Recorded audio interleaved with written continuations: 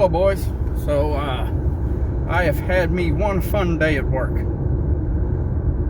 So where I work at, I have to sometimes wear a respirator, like a full face respirator, be all dressed out, coveralls, all that fun stuff like that for safety. And the reason I say that is because I had an appointment at the medical today, and I thought it was for that. Because I got an email saying, you know, I have an appointment at medical and that my respirator training or qualification for medical needs to be renewed shortly. So I thought that's what this was. So I get up and it takes an extra 30-40 minutes to get to medical from where I normally work at. So the time of the appointment, I left at the normal time that I normally do. So I get there and I'm sitting there, and I think I'm going for the respirator, get my Qual redone and everything, and be good for another 2 years. Nope, that's not what it was. So I get in there and I sit down.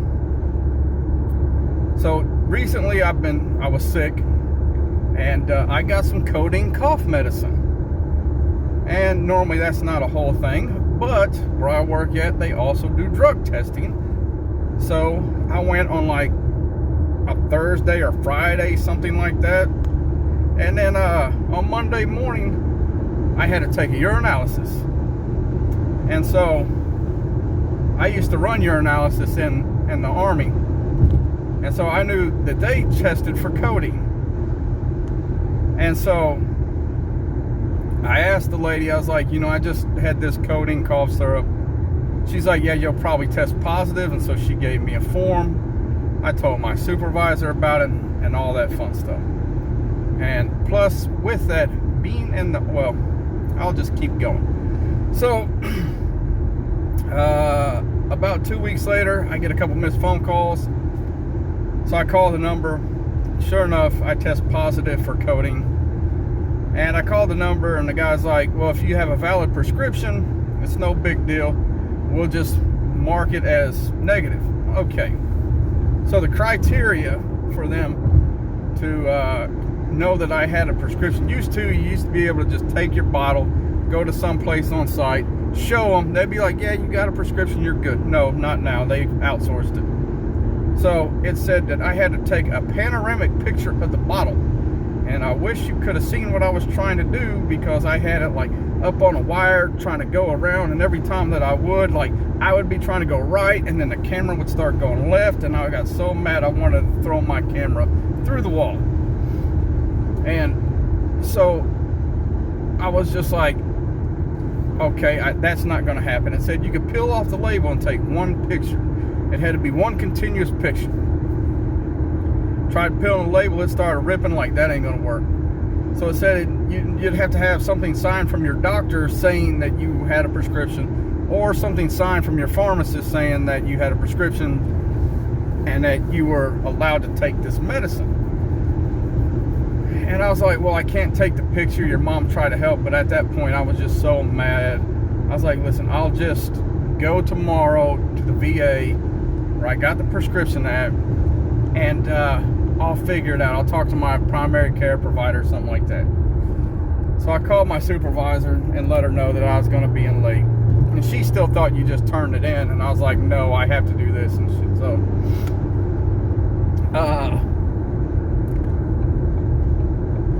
anyway, did all that.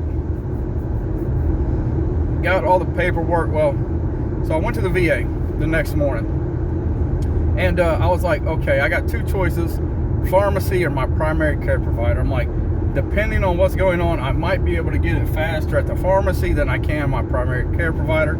So I walked by where the pharmacy was at. It looked like it was still closed. And I was like, well, I'll just walk upstairs real quick, figure this out. So my primary care provider was there.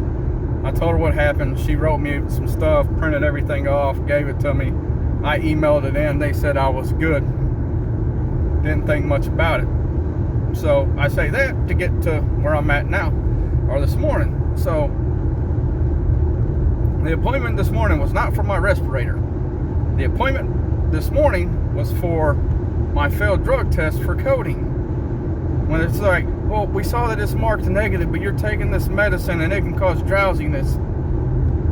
So it's like a fit for duty test. And I was like, they gave me like a 3-day prescription for the stuff. I'm not taking it all the time. And they're like, okay. And I was like, well, I thought this was about respirator.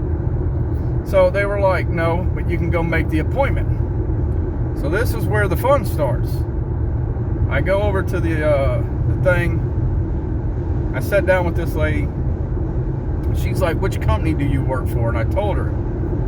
She's like, oh, I think I have to pull your qualification. I'm like, what? Why?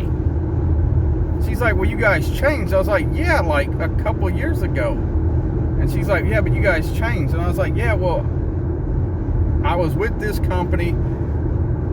Our lab moved from one area to another area, and then the lab itself became its own independent lab.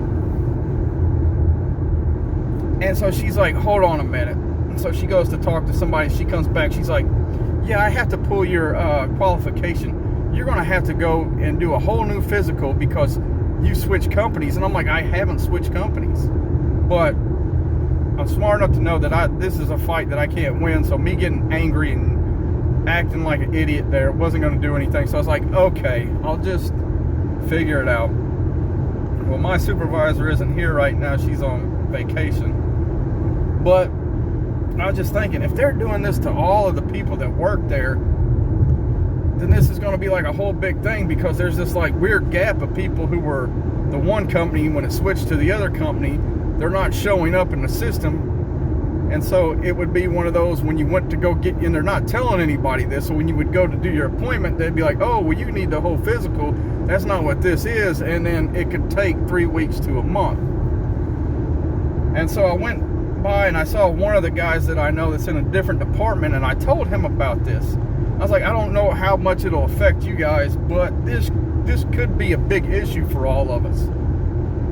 And so I talked to the guy that was my acting supervisor and a couple other people.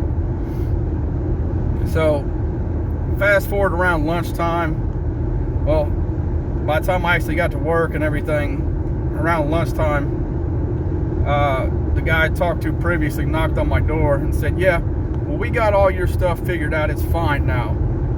And so apparently there's this whole gray area that they're working with right now. And so it looked like my stuff had fallen off when it never did. So he said, your stuff is reinstated. You should be getting an email about, the qual for your respirator soon. And I was like, okay, thanks. And he's like, it doesn't look like this is really going to affect anything now. He's like, but, I was like, I just had to tell you. I didn't know how this was going to be. He's like, well, I'm glad you did, because if this would have been an issue, this could have been a really, really big issue. So luckily it was caught before it got to where it would have been really bad for a bunch of people. So felt good about that. And so that's where a lot of the craziness was coming in. But even when I went to take the first urinalysis, when they were like, so when that all happened, what was it?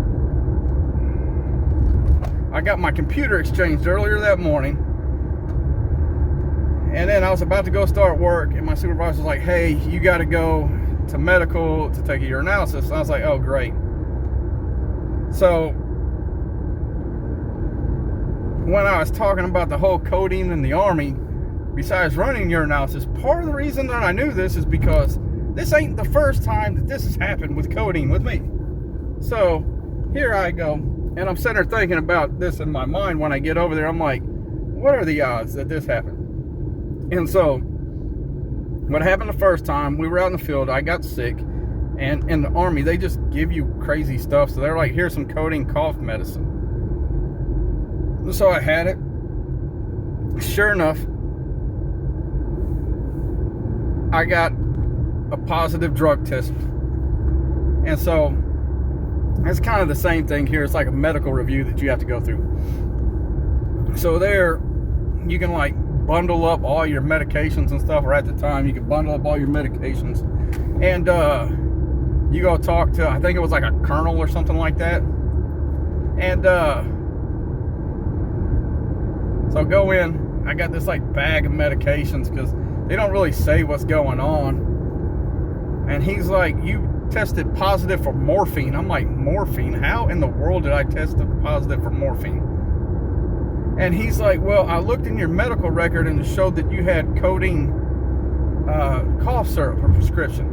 I said, yes, sir. He's like, do you have that? And I showed him the bottle, and he's like, okay, that's good. And then he pulls out this big binder, like 3-ring binder, like big, like 3-inch. And he's like flipping through these like army slide looking things. And he's like, yep, right here. It says it right here. So the army would look at what you metabolize through your body, and that's what they would go off of. And he's like, well, sometimes when people take codeine, it metabolizes as morphine. He's like, and since you had the codeine prescription and none of your levels are off, you're good. And so the reason I say none of your levels are off is because, yes, and I'm sure it's the same here at work, you can have a prescription for something. But if you're abusing that, and so with the way your prescription is, they should see like a certain amount of stuff in your system. But if they're seeing like an elevated, it shows that you're abusing your prescription, and you can actually fail a drug test for that and get in trouble for it. And I can't even remember if I was saying I was freaking out when all this was going here at work, because they give you 5 days to figure all this stuff out. And if not, they can just be like, well, he never provided anything. It's a positive test, and I could have got fired from work. So going back to the Army, I talked to this guy, and just like my supervisor here, the way I was in the Army, when stuff goes on, I tell people that it could affect. That's just how it was. So I go back and I see my company commander's door was open. I was like, I'll swing in there real quick, let him know. So I go in there and knock on his door, like, hey, sir, you got a second? He's like, yeah. I was like, well, I just went and saw the MRO, and he said I'm good. And my company commander dead looked at me in the eye and goes, well, I'm not worried about you. I know you're on all kind of antipsychotics anyway. I was like, what? He's like, well, I know you're on all kinds of meds. So I looked at him, I was like, sir, I take medication for migraines, that's it. And he looked shocked because, you know, I was a tanker before, and I went to war and all this other stuff, so I gotta be crazy, and I gotta be on all these drugs, and fun times. But anyway, so today's been running around talking to people saying that this might happen to them, and then it getting fixed and everything like that. And so the moral of the story of all this is I am never taking codeine again. It's happened twice. So that's a pattern. And each time that I've taken it, I've had to deal with a bunch of crap. And I don't want to deal with that again. So I am never taking it again. So I hope you enjoyed this. Until next time, I was trying to get some other like regular stories together.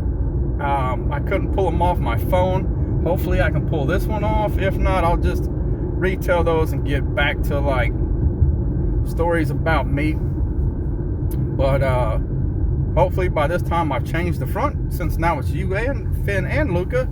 So yeah, I got a couple more days work at work, and then I think we're gonna go watch the Minecraft movie this weekend with Finn. So till the next time, bye.